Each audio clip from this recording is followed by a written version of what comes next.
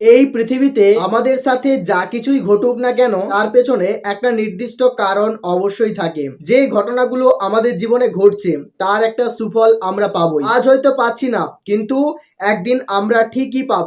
আমরা এই মুহূর্তে বুঝতে পারছি না এই ঘটনাটা কি জন্য আমাদের জীবনে ঘটলো। মনে রাখবেন, আমাদের জীবনে ঘটা প্রত্যেকটা ঘটনারই একটা বিশেষ তাৎপর্য অবশ্যই থাকে।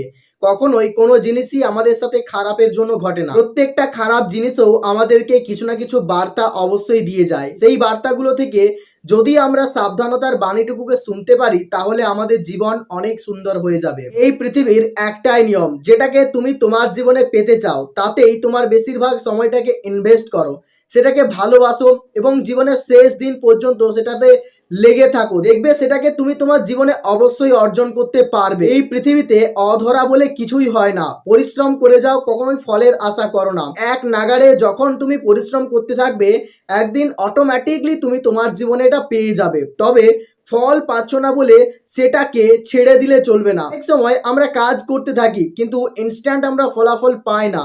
কাজ করতেই থাকুন, দেখবেন একদিন ফল অবশ্যই পাবেন। একটা কথা মনে রাখবেন, আপনি জীবনে যেমন কাজ করবেন ঠিক তেমনই ফল পাবেন। তাই জীবনে ভালো কাজ করার চেষ্টা করুন, ভালো ফল পাবে। আর জীবনে যেটাকে লক্ষ্য স্থির করেছেন সেই লক্ষ্য পূরণ না হওয়া পর্যন্ত কখনোই থেমে থাকবে না। নিজের যেটা ভালো সেটাই করুন।